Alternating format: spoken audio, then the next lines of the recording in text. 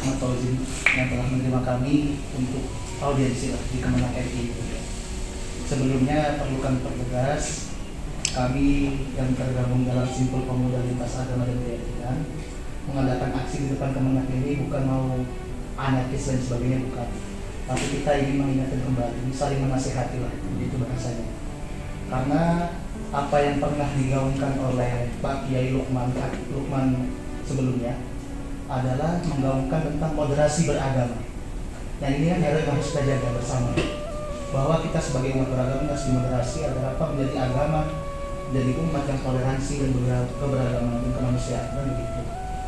Nah, selanjutnya juga yang kami lihat, mohon izin Pak Ustadz, bahwa selama ini Kementerian Agama belum memberikan statement atas polemik yang terjadi terhadap Pondok Pesantren Al-Zaitun dan juga Syekh Panji Gumilang.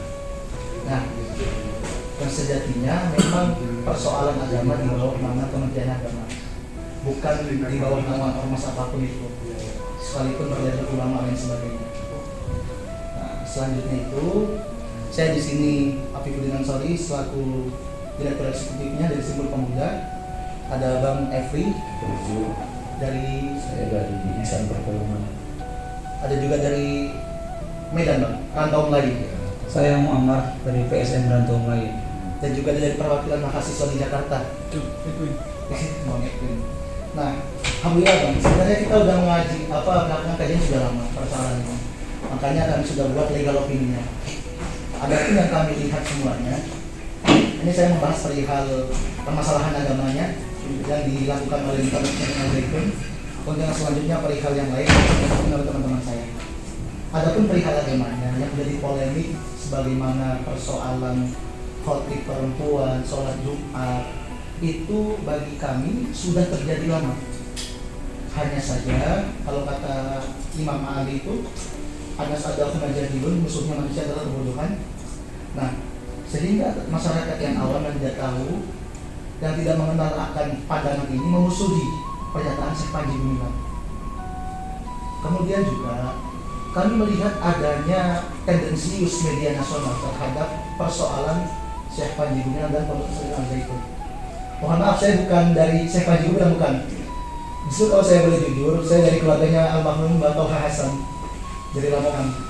Nah, adapun kenapa saya menyinggung media nasional, beberapa persoalan contohnya ialah Al-Quran yang dinyatakan oleh Syekh Panji adalah perkataan Nabi Muhammad dari wahyu, dan itu memang nyata dalam Al-Quran dan ada dalam surah Al-Haqqah dan juga dipertegas dalam surah Asy-Syura 51, sehingga ada diksi yang dirubah Pak Kiai, yaitu di media nasional adanya perubahan Al-Quran menjadi karangan Nabi Muhammad, kata Panji Gumilang. Nah, kami melihat antara karangan dan perkataan ini sangat berbeda maknanya. Yaitu menurut KBBI karangan adalah menghayal-hayal membuat sendiri, tapi kalau perkataan bisa dideklar atau didikte oleh yang lain atau diwahyukan bahasanya. Nah, yang selanjutnya ialah yang saya lihat di media nasional itu adanya penetapan tersangka penodaan agama ini perihal pernyataan Syekh Panji Gumilang terkait Allah tidak mengerti bahasa Indramayu. Itu sebenarnya nggak begitu. Yang saya lihat itu Allah menegaskan, Bang Panji menegaskan bahwa Al-Quran itu adalah kalam Nabi Muhammad, perkataan Nabi Muhammad, bukan perkataan Allah. Sehingga Allah tidak berbahasa Arab. Nah, Bang Panji juga menambahkan lagi, kalau Allah berbahasa Arab, nanti gimana kalau bertemu orang Indramayu? Kan nggak bisa, bahasanya begitu. Sehingga pernyataan yang demikian ini harus kita tampilkan seutuhnya, jangan dipotong-potong, sehingga menimbulkan kekeruhan di masyarakat. Adapun itu, kenapa kami kesini juga mengingatkan bahwa kita ini kan umat beragama, dan di mana keagamaan kita menjunjung tinggi nilai kemanusiaan. Nah, sebagaimana kalau dalam hadis Nabi, lebih baik menunda hukuman orang daripada menghukum orang dengan kesalahan yang ringan dengan hukuman yang berat. Itu hadis Nabi. Oleh karena itu kami berharap kepada Kementerian Agama, jika memang mau diproses Bang Panji Gumilang dengan dugaan yang telah atau penetapan tersangka yang sedang berjalan ini, kami mohon ditangguhkan. Kenapa? Yang pertama, Undang-Undang Nomor 1 Tahun 2023 sudah disahkan menjadi KUHP terbaru bagi negara kita. Dan itu pasal 156 KUHP sudah dihapuskan dengan adanya pasal 600. bahwa itu sudah nggak berlaku. Artinya negara kita ini negara yang ingin menjamin hak asasi manusia, Pak Kiai. Oleh karena itu kami berharap kepada Kementerian Agama agar mendorong pihak kepolisian dan pihak kepresidenan untuk menangguhkan, setidaknya itu paling minimal dari kami. Jika memang tidak bisa membebaskan, mohon ditangguhkan Syekh Panji Gumilang ini hingga tahun 2026, yang dimana tahun 2026 lah baru berlaku KUHP yang baru. Nah, kenapa? Karena pejabat publik memiliki hak untuk moratorium penangguhan, dan juga terutama oleh presiden.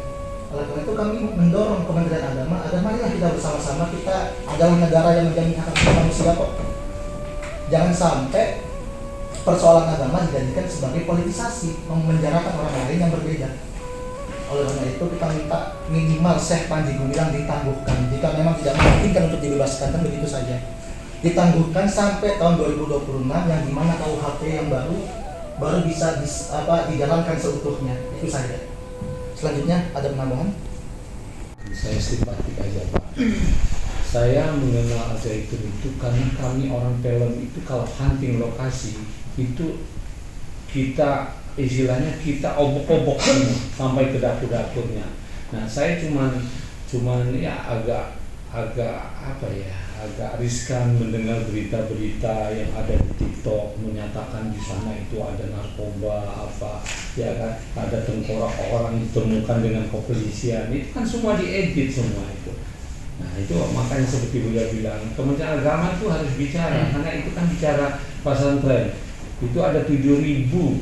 Bayangin untuk makannya aja saya tanya gimana sih cara masaknya, saya datang ke dapur ternyata udah teknologi semua masaknya. Oh sekian menit jadi, oh pantas. Kita takut bohong kan. Lantas kegiatan-kegiatan yang ada di, nggak apa-apa sih kita ini. Kegiatan-kegiatan yang ada di Al-Zaitun itu. Makanya saya selalu menyatakan tak kenal maka tak sayang maka tak cinta. Kunjungi Al-Zaitun. Kayak Kementerian Agama harusnya kunjungi, lihat dong. 1.200 hektar apa aja ada yang dalam. Ternyata saya sebagai orang film waktu hunting kekaget-kaget, kok ada sekolah bukan hanya teori tapi praktek, ribuan peternakan sapi, kambing, kebiri, lantas ribuan ikan, peternak ikan, lantas sawahnya ratusan hektar dikerjain oleh masyarakat Indramayu bagi hasil, lantas dia punya pabrik penumbuk padi, kapasitas 100 ton sehari. Saya bilang dahsyat ini. Nah, makanya ketika saya dengar itu tadi bahasa sepotong-potong, dia punya rekening 250 rekening. Saya sempat tanya Mas Every, sekarang kan zaman digital. Kalau urusan beras itu satu rekening, urusan perikanan satu rekening, peternak sapi rekening. Nah, jadi banyak rekeningnya. Kenapa atas nama saya? Saya pimpinannya. Kalau atas nama Epi, uangnya bocor dong katanya. Nah, itu logika. Nah, yang saya sedih kadang-kadang seorang pemimpin, seorang menteri, tapi bicara tentang kesalahan-kesalahannya saja dan sepotong-sepotong menyatakan bahwa rekeningnya banyak. Jadi kan membuat masyarakat itu ini jadi tanda tanya, jadi yang menciptakan gaduh itu dari pemimpin kita. Maunya seperti pada kita dulu, kalau ada kesalahan kekeliruan panggil, duduk, kita bertengkar di meja gitu, diskusi, jangan ngomong di media. Jadi tidak salah diikutin masyarakat itu, disambung-sambung gambar penangkapan narkoba di mana, disambung ke Al-Zaitun. Saya ketawa jadi. Saya pun kemarin rapat di Parpi, di Persatuan Artis Film Indonesia. Itu teman-temanku udah termakan semua ketika saya bicara soal itu. Iya katanya ketemu tengkorak. Saya diam aja, buat apa saya debat. Berarti kan isu-isu itu udah. Nah bayangin itu, sebetulnya kementerian itu kan bisa meredam kayak Kompo-Info kan, berita-berita. TikTok itu kan dulu kan mainan anak-anak. Bayangin pemakai TikTok terbesar di dunia ini termasuk Indonesia. Bayangin berita tampak saring itu, sampai orang jual ketek pun ada. Sedih gak negeri ini? Akhirnya kan seorang sekelas Al-Zaitun, dia itu kan orang tua Pak, umurnya udah mau 80 tahun. Kalau Pak Harto masih hidup, marah Pak Harto. Kalau Habibie saya, Al-Zaitun kan ciptaan negara itu, bukan ciptaannya Sepanci itu. Laboratoriumnya negara dulu tuh Al-Zaitun. Masa intelijen nggak tahu tentang apa ada yang dalam? Saya aja masyarakat biasa tahu kok. Oh dia punya usaha ini, punya usaha ini, hebat aja itu. Bener-bener kemandirian itu. Saya nginep di sana berminggu-minggu. Kalau sarapan pagi itu saya dialog ternyata orang Malaysia. Dari mana Pak Cik? Dari Malaysia katanya. Udah lama anak ibu ke sekolah. Oh dari kecil sampai mahasiswa. Singapura, Qatar, Brunei. Saya bilang bukan hanya bangsa Indonesia, internasional Pak. Apalagi saya tanya kurikulumnya apa? Kalian punya sendiri? Enggak. Kurikulum Kementerian Agama Republik Indonesia. Ini buktinya. Ada akte atau apa saya nggak tahu tuh. Sertifikat ini kurikulum Kemdikbud ini setara apa? Starter A unggul. Akreditasi Akreditasi A unggul. Bayangin berarti anak-anak sana tuh cerdas.